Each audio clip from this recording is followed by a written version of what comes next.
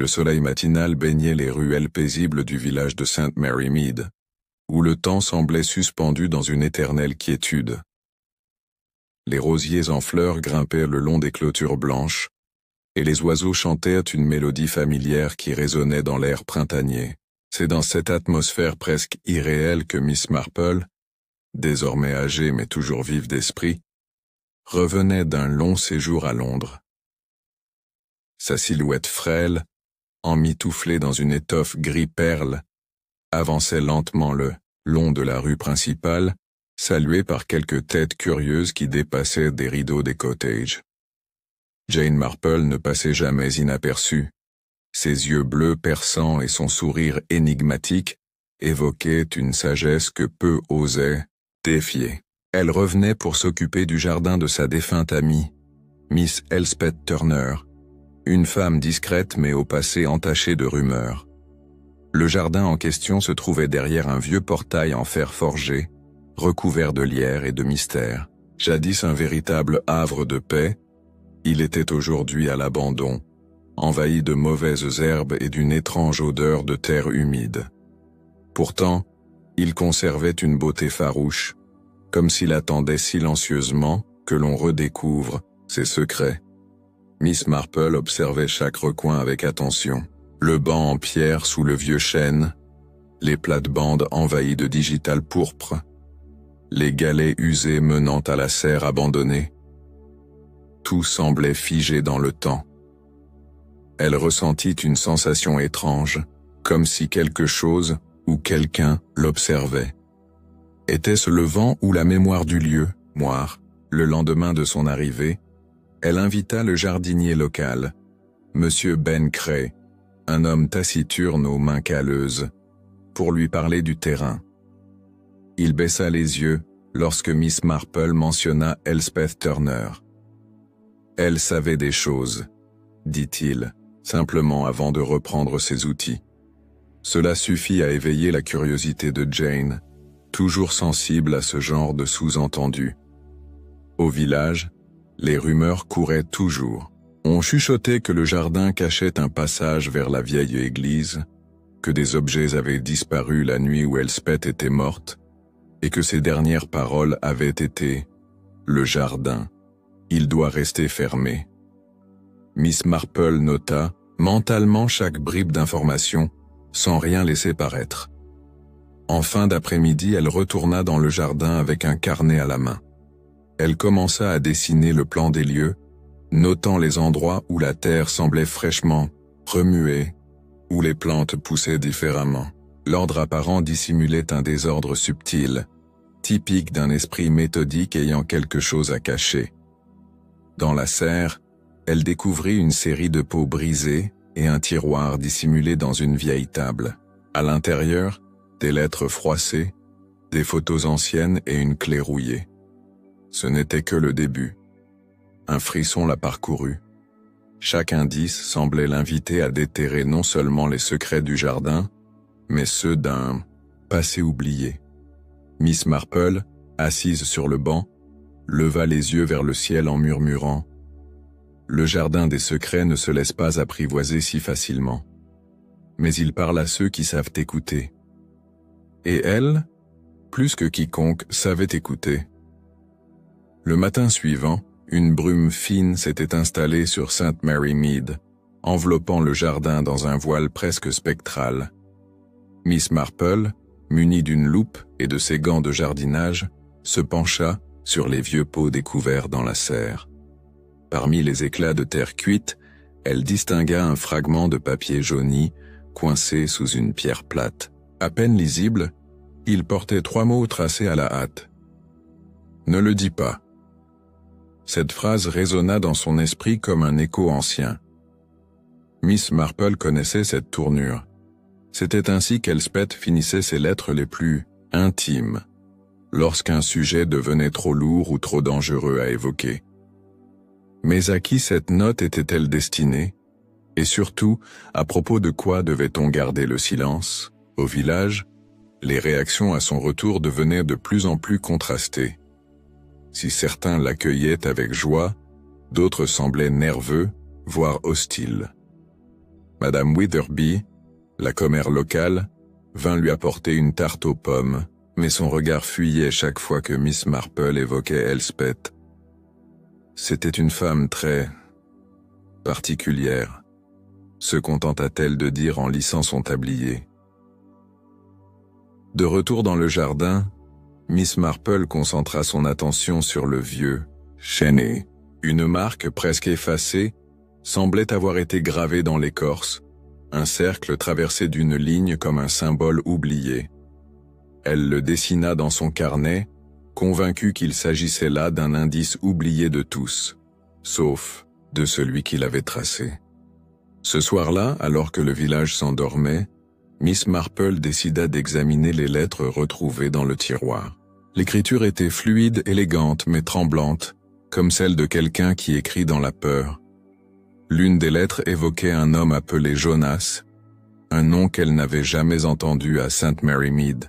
« Il sait pour le jardin » disait la lettre, « et il m'a menacé. » Les souvenirs affluèrent. Des années plus tôt, un étranger était venu brièvement s'installer au village. Il se disait botaniste, mais personne n'avait jamais vu la moindre plante dans sa maison. Il avait disparu aussi subitement qu'il était apparu. Se pourrait-il que ce Jonas soit revenu? Le lendemain, Miss Marple fit un détour par la bibliothèque du village. Elle interrogea la bibliothécaire, Mademoiselle Simmons, sur les visiteurs récents. Celle-ci hésita, puis murmura « Il y a un homme étrange qui vient depuis 2 semaines. Il ne parle à personne et emprunte uniquement des livres sur les poisons naturels. » Le cœur de Miss Marple se serra. De retour chez elle, elle relut les lettres avec une concentration accrue.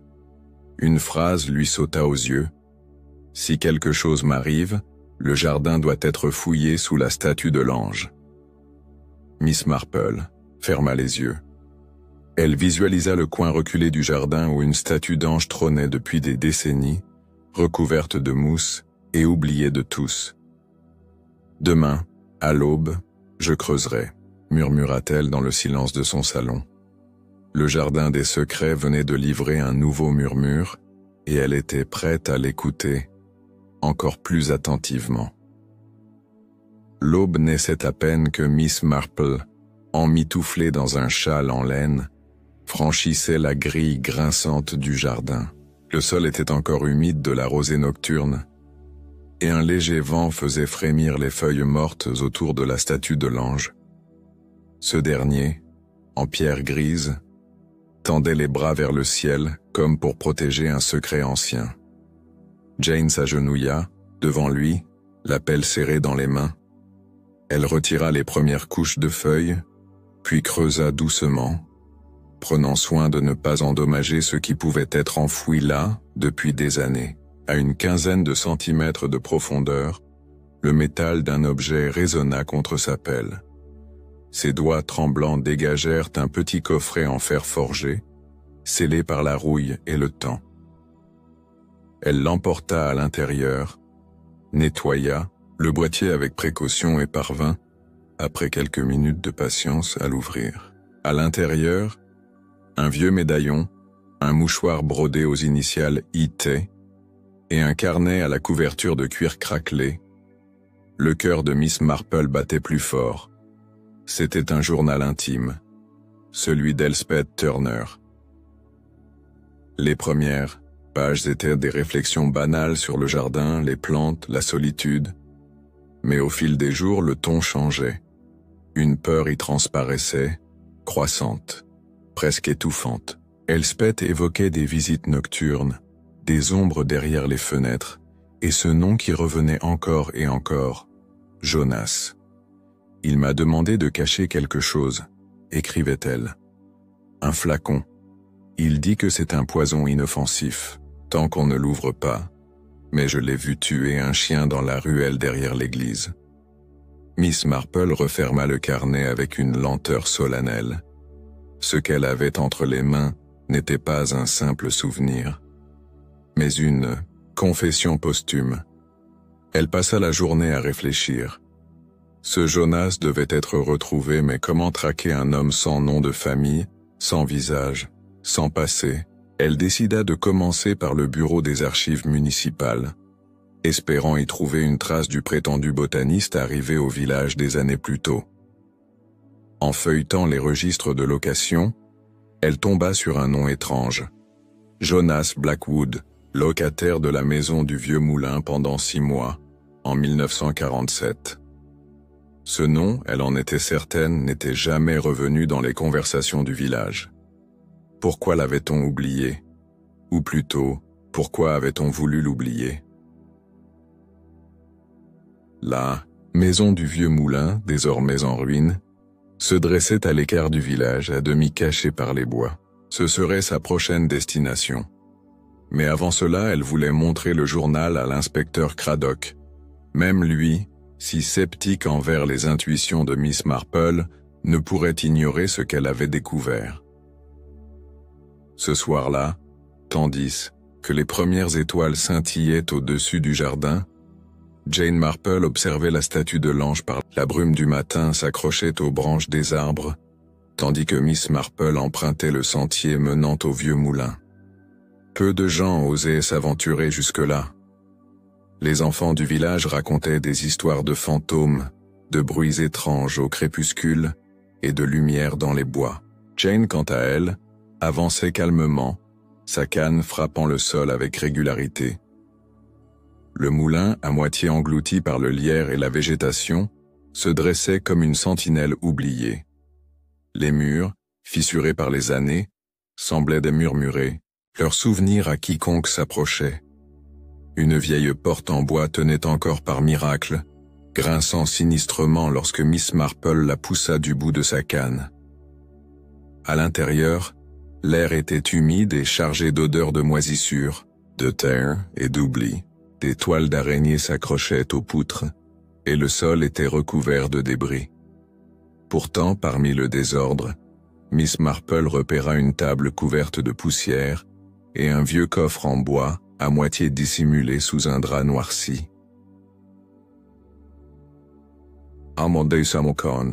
L'ouvrant, elle découvrit des fioles vides, des herbiers séchés, et une boîte à compartiments remplie de poudre colorée. Chaque élément semblait à sa place, organisé, presque scientifique.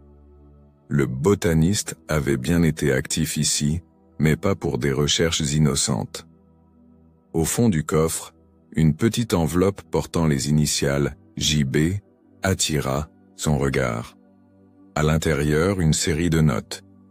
Des listes de plantes toxiques, des mélanges, des dosages. Une en particulier était encerclée. Aconitum napellus. Elle frissonna. La plus mortelle des fleurs, souvent appelée casque de Jupiter ou tulou. Un poison si puissant qu'une seule goutte suffisait à tuer, alors qu'elle explorait. Davantage, un bruit la fit sursauter. Des pas. Quelqu'un d'autre était là. Elle se figea, tous les sens en alerte. La silhouette d'un homme apparut dans l'embrasure de la porte. Grand, vêtu d'un manteau long, un chapeau sur la tête.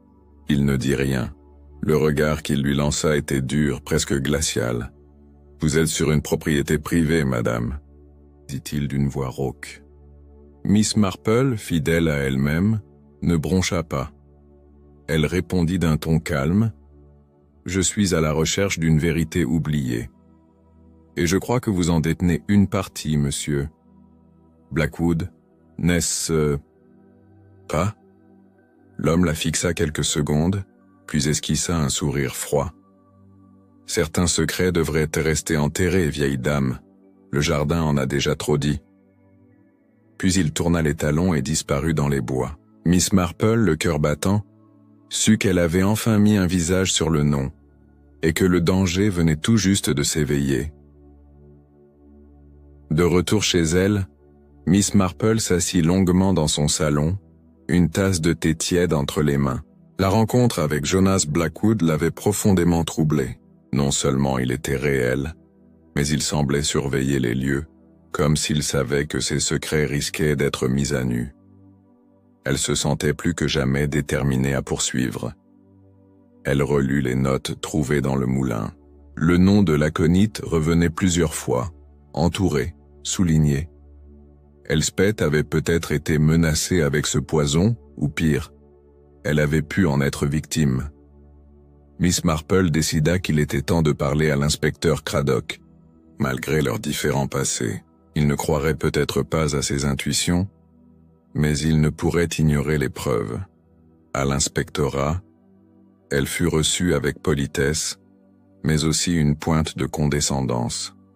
Craddock écouta ses propos, feuilleta les lettres, observa le carnet et haussa un sourcil lorsqu'elle parla de Jonas. « Ce nom ne figure dans aucun registre criminel connu, dit-il. Mais il consentit à envoyer un agent vérifier le moulin. Pour la forme, précisa-t-il. Miss Marple n'en attendait pas plus. Elle savait patienter. Pendant ce temps, le jardin semblait changer. Des fleurs qu'Elspeth n'avait jamais plantées s'ouvraient entre les massifs, comme si le passé cherchait à se manifester à travers les racines. Le chèvrefeuille grimpait étrangement vite sur la serre, et même la statue de l'ange semblait plus sombre, plus pesante. Ce soir-là, Miss Marple reçut une visite inattendue. La jeune Lucy Withers, nièce d'Elspeth, venue de Londres après avoir appris que sa tante avait laissé derrière elle un jardin à entretenir. Lucy, blonde, vive, un brin insolente, déclara vouloir vendre la propriété. Jane la jaugea en silence. Quelque chose dans le regard de la jeune femme lui rappelait une impatience dangereuse. Lucy posa des questions sur le jardin, sur les objets retrouvés, et même sur le carnet. Miss Marple éluda avec douceur. Elle savait reconnaître la curiosité intéressée. Plus tard, seule dans la cuisine, elle nota un détail troublant. Le médaillon d'Elspeth avait disparu.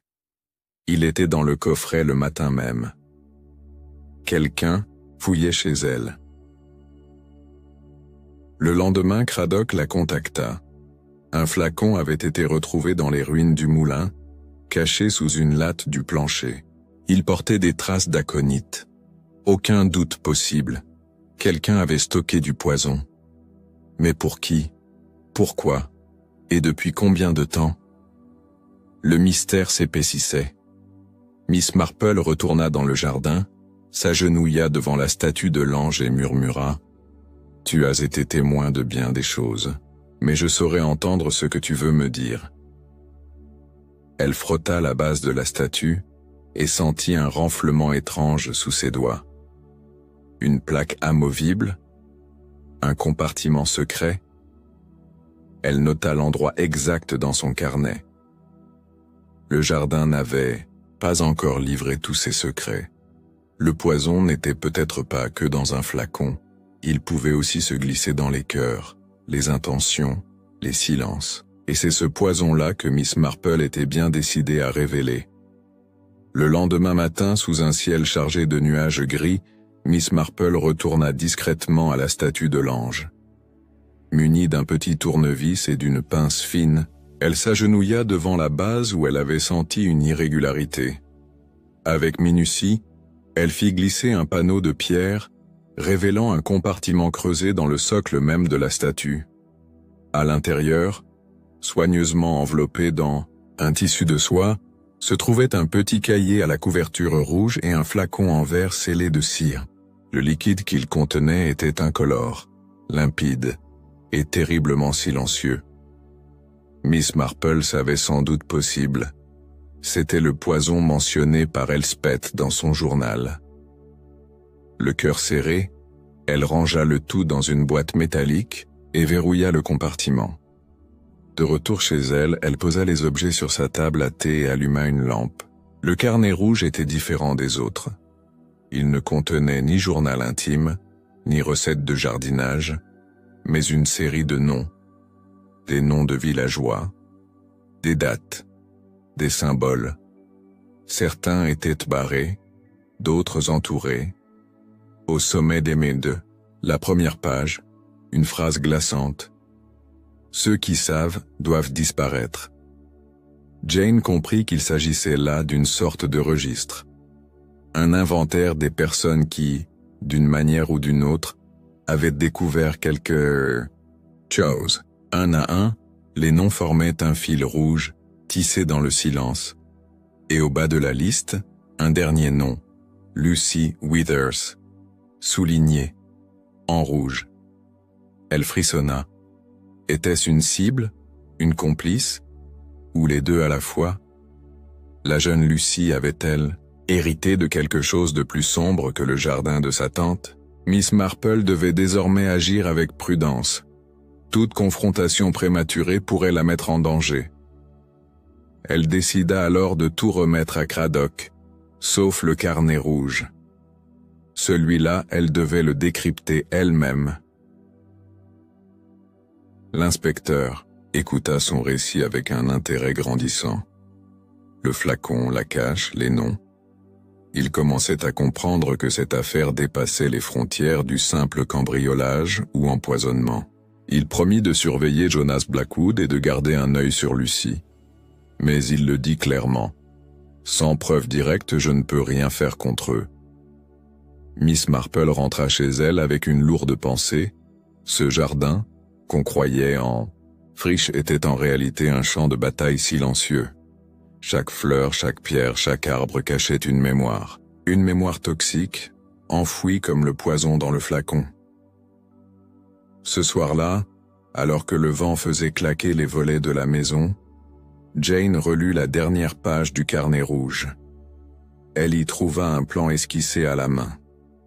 Un tracé du jardin, avec un cercle noir sur la partie ouest, près du vieux puits. En bas de la page, un mot griffonné.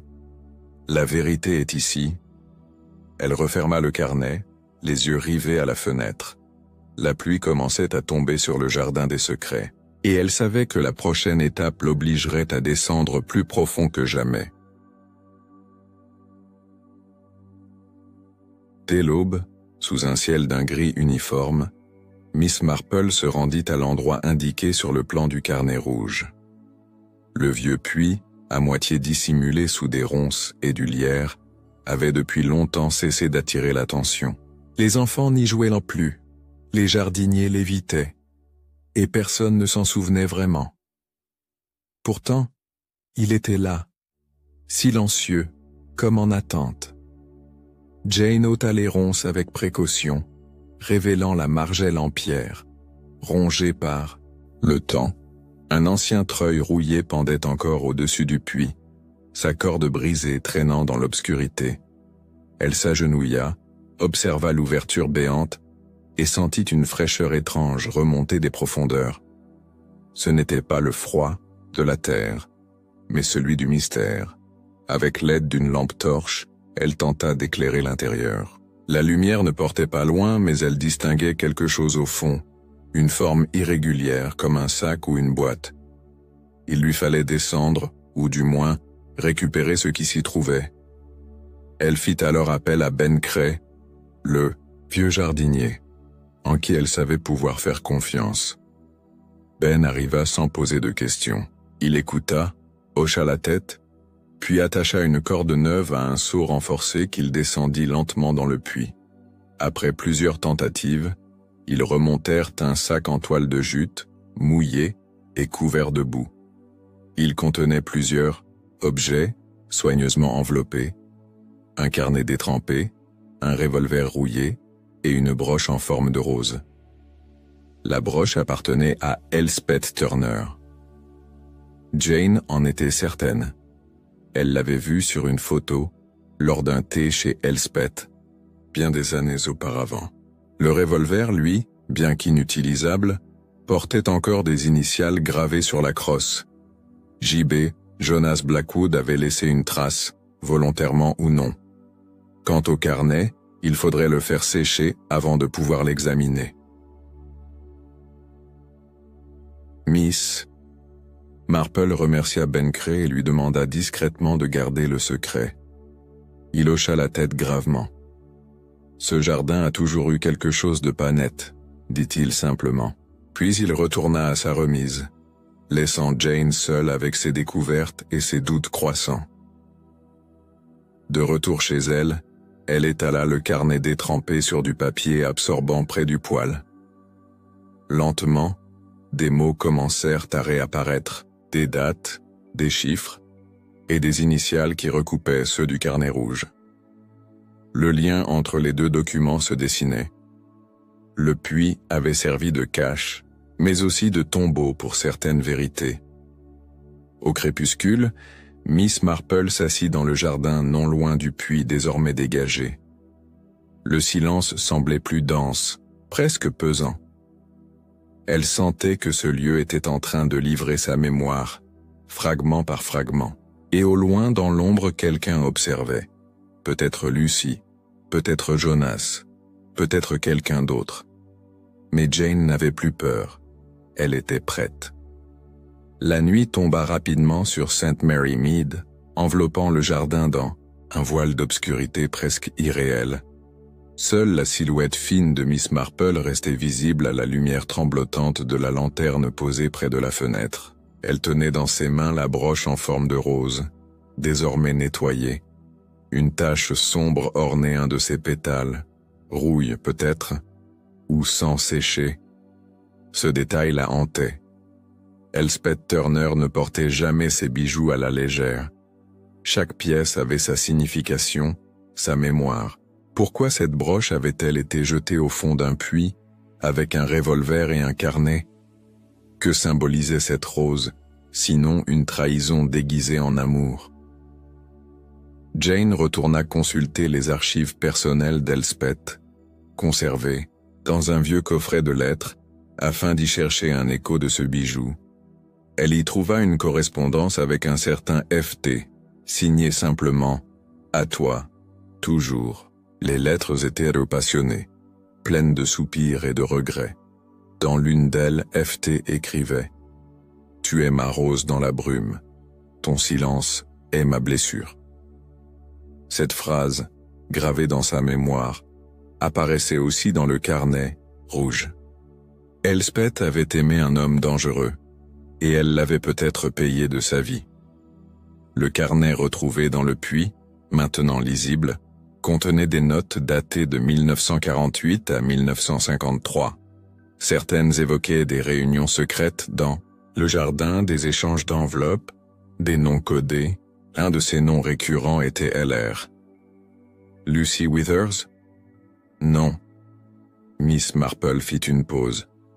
LR correspondait aussi à Laetitia Rainsford, une voisine disparue mystérieusement en 1953 dont personne ne parlait plus. Plus troublant encore, une annotation en marge. La rose de sang a parlé. Elle doit être réduite au silence. Jane sentit un frisson parcourir sa nuque. Elspeth n'avait pas seulement gardé un secret. Elle avait été témoin, peut-être même complice dans un premier temps, avant de tout consigner pour se protéger, ou pour confesser. Miss Marple décida de revoir Lucy. Elle l'invita à prendre le thé le lendemain. La jeune femme arriva vêtue d'un tailleur, stricte, le regard plus dur qu'à son arrivée au village. Elle semblait tendue, méfiante. Jane, toujours polie, versa le thé, observa son invitée avec attention et lui tendit la broche. « Elle était à votre tante. Je l'ai retrouvée, dans un lieu inattendu. » Lucy pâlit. « Où ça ?» demanda-t-elle, la voix trahissant une nervosité qu'elle ne contrôlait pas. « Dans le puits du jardin », répondit Miss Marple calmement. Un silence pesant s'installa, puis Lucy se leva brusquement, inventa un prétexte confus, et quitta la pièce sans même toucher sa tasse. Ce comportement confirma les soupçons de Jane. Lucy savait, elle n'était pas étrangère à ce qui s'était passé, mais dans quelle mesure?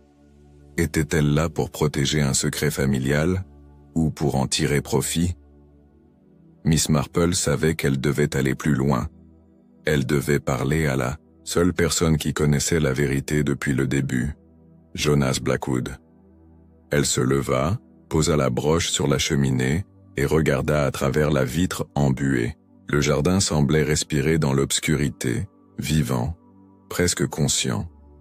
La rose de sang avait parlé, et il restait encore beaucoup à entendre. Le lendemain, un vent froid soufflait sur St. Mary Mead, secouant les arbres dénudés et faisant crisser les graviers du chemin. Miss Marple, emmitouflée dans son manteau de laine, quitta sa demeure à l'aube, déterminée à retrouver Jonas Blackwood. Elle avait appris qu'il résidait dans un petit chalet en lisière du bois, une bâtisse isolée que peu de gens osaient approcher.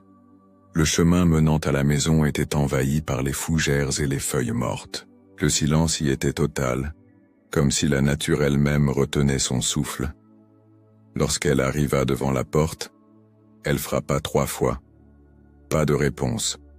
Elle frappa une nouvelle fois, plus fort. La porte s'ouvrit lentement, sans un bruit. Elle entra prudemment. L'intérieur sentait le renfermé, le tabac froid et l'encre. Des livres s'empilaient sur les tables, les étagères, même sur le sol. Au centre de la pièce, un bureau couvert de papier, et dans l'ombre, assis, dans un fauteuil de cuir, Jonas Blackwood. Il leva les yeux vers elle, ses traits tirés, son regard perçant, et dit simplement « Vous avez mis du temps ». Miss Marple s'approcha lentement.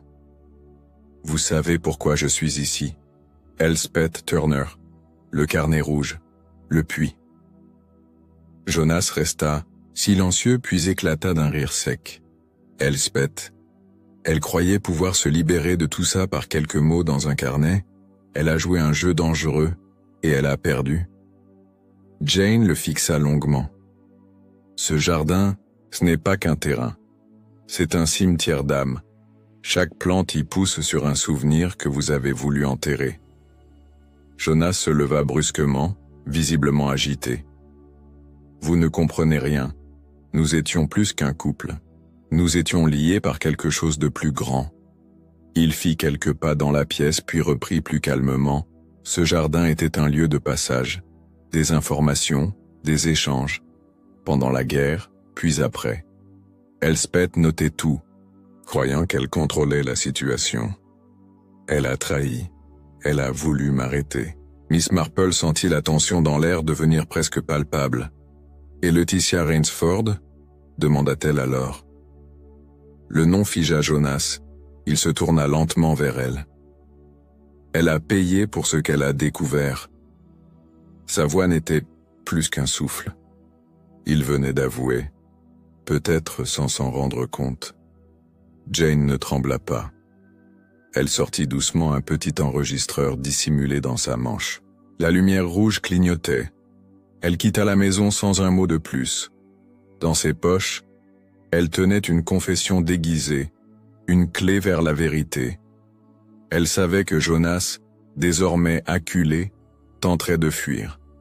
Mais l'étau se refermait, et au cœur du jardin, les secrets se remuaient déjà sous la terre. Miss Marple rentra chez elle avec une précision méthodique, dissimulant l'enregistreur dans une boîte à couture antique, parmi des épingles et des bobines de fil. Ce petit appareil contenait une pièce maîtresse, la voix de Jonas Blackwood, avouant à demi-mot l'implication de Laetitia Rainsford, d'Elspeth Turner et d'un réseau d'échanges clandestins. Elle savait que l'arme la plus puissante dans cette enquête n'était ni une preuve matérielle, ni un témoin, mais la vérité elle-même. Elle appela aussitôt l'inspecteur Craddock, qui, bien qu'irrité d'être dérangé si tôt, accepta de la recevoir en fin de matinée. Lorsqu'il écouta l'enregistrement, son visage changea peu à peu. Ce n'était pas une confession formelle, mais le ton, les mots, l'émotion, tout sonnait authentique. Craddock soupira profondément. « C'est suffisant pour une perquisition, » dit-il, et il partit avec une équipe vers la maison de Jonas. Pendant ce temps, Jane revint dans le jardin. Le vent avait calmé sa course. Les feuilles tremblaient, à peine comme si elles attendèrent le verdict. Elle s'agenouilla une fois encore devant la statue de l'ange murmurant « Nous y sommes presque, mon ami. Tu ne seras pas oublié. » Ce jardin, qu'elle avait tant aimé pour ses mystères, se révélait enfin. Dans l'après-midi, Craddock revint. Ils avaient trouvé, cachés sous le plancher de la bibliothèque de Jonas, plusieurs documents compromettants. Des lettres, de menaces, des plans codés, et même une photo d'Elspeth avec une marque de croix rouge sur le revers. Il ne faisait plus de doute qu'elle avait été visée. Lucy Withers, quant à elle, n'était toujours pas localisée. La nuit tombée, Miss Marple relut pour la 100e fois le carnet rouge. Une annotation jusqu'alors insignifiante la frappa. LR n'est pas morte. Elle a fui. Jonas ne l'a jamais retrouvée. Un détail bouleversant. Laetitia Rainsford, la disparue de 1953, pourrait être encore en vie. Mais où? Et pourquoi se taire aussi longtemps? Elle interrogea les archives municipales dès le lendemain. Un nom similaire, Lydia Rainford, apparaissait dans un village voisin, répertorié comme veuve et apicultrice depuis 1974. Jane y vit une piste. Ce n'était pas un hasard. Elspeth, Lydia, Jonas, tous avaient un rôle dans ce jardin. Et certaines graines prenaient des décennies à éclore. Accompagnée de Craddock, elle rendit visite à Lydia. La femme, âgée mais encore vive, ouvrit la porte avec méfiance. Quand elle entendit le nom de Miss Marple, elle pâlit, puis murmura « Je savais qu'un jour quelqu'un viendrait ». Dans la pièce, des pots de miel alignés sur une étagère semblaient figer le passé dans l'ambre. Lydia raconta tout, sa fuite, ses années de silence, sa complicité involontaire dans les débuts du réseau. Elle avait refusé d'aller, jusqu'au bout avait voulu dénoncer Jonas, et avait simulé sa disparition avec l'aide d'Elspeth. Ce jour-là, elle perdit son nom, sa vie mais sauva sa conscience. L'enregistrement de Jonas, les objets du puits, le carnet, tout. Lydia Rainford baissa les yeux, comme si les décennies de dissimulation pesaient soudain sur ses épaules. Elle versa du thé lentement, les mains légèrement tremblantes, et murmura « Je n'ai pas seulement fui, Miss Marple. J'ai trahi. J'étais jeune, naïve. Et Jonas savait comment manipuler les âmes fatiguées par la guerre. » Son regard se perdit dans la brume au-delà de la fenêtre. Jane l'écouta avec patience, sans un mot, laissant l'aveu se dérouler comme les pétales d'une fleur enfin libérée. Lydia avait été témoin d'un trafic d'informations confidentielles, caché dans le jardin d'Elspeth sous couvert de botanique. Elle-même avait été utilisée pour faire passer des messages à des intermédiaires dans tout le pays. Mais un jour, elle avait entendu Jonas évoquer une épuration nécessaire. Elle comprit alors que les personnes qui en savaient trop seraient éliminées. Elle tenta de prévenir Elspeth, qui, horrifiée, décida de tout consigner dans ses carnets. Mais elle n'avait pas prévu que Lucy, à leur enfant, surprendrait une conversation. L'enfant devint, sans le savoir, la clé du jardin des secrets. Jonas a voulu la récupérer plus tard, continua Lydia. Il disait qu'elle pouvait être modelée, qu'elle serait plus utile que sa tante. Jane sentit une onde de froid traverser son dos. Lucy n'était pas seulement curieuse, elle avait été façonnée, influencée, peut-être même corrompue. Et maintenant, elle avait disparu. Craddock nota chaque mot. Lydia, malgré son âge, conservait une mémoire limpide. Elle évoqua aussi une dernière cache, un endroit précis, sous la serre du jardin, un carrelage difforme. C'est là qu'Elspeth avait enterré les noms, tous les noms. Jane se leva immédiatement. Il était temps de retourner au jardin une fois encore. La pluie tombait doucement quand Miss Marple et Craddock arrivèrent sous la serre, désormais à moitié effondrée. Ils déplacèrent les pots, la table, et commencèrent à soulever les dalles. Sous l'une d'elles, enveloppée dans une toile cirée, reposait un paquet de documents. Photographies, lettres signées, extraits bancaires, croquis de schémas d'espionnage. C'était la preuve finale, une cartographie complète du réseau que Jonas avait mis en place. Et au centre, Un nom étonnant liait tous les autres. Un certain R.T. Raymond Turner, le frère d'Elspeth. Inconnu jusqu'ici, il avait disparu dans les années 40.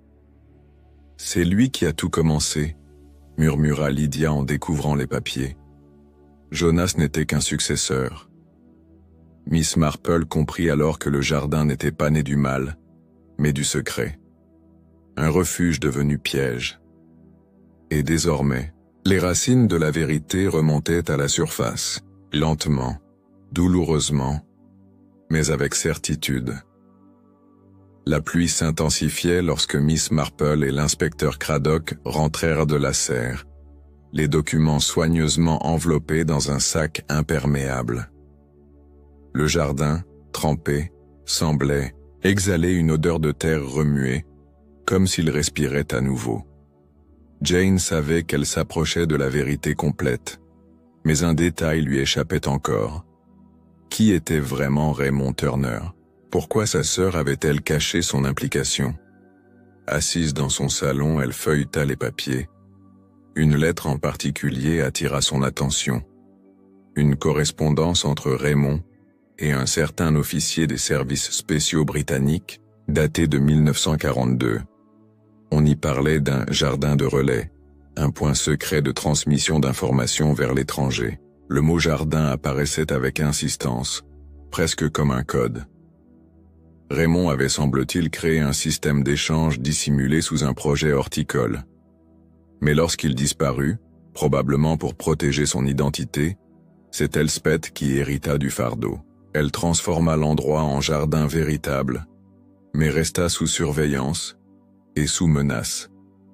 Jane comprit que toute sa vie, Elspeth avait cultivé deux choses, des plantes et le silence.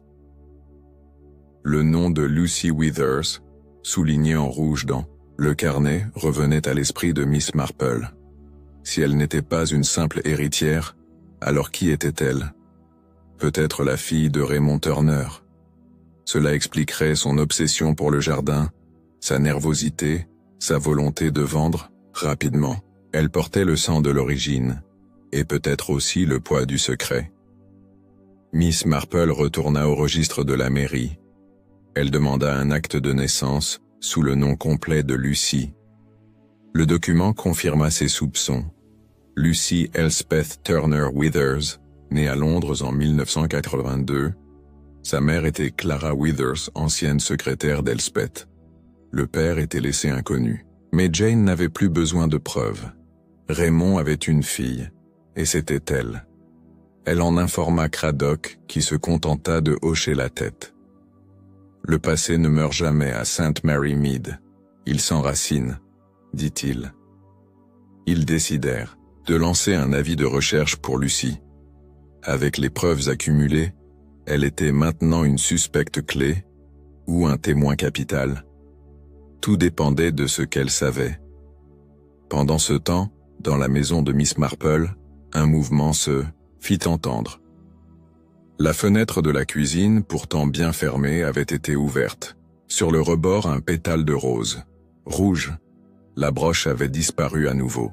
Quelqu'un était revenu. Quelqu'un qui savait.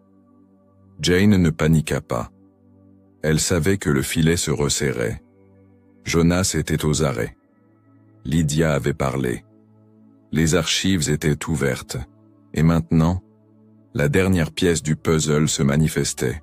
Le jardin des secrets n'avait plus peur de parler. Mais le dernier nom n'avait pas encore été prononcé à voix haute. Miss Marple s'assit, reprit une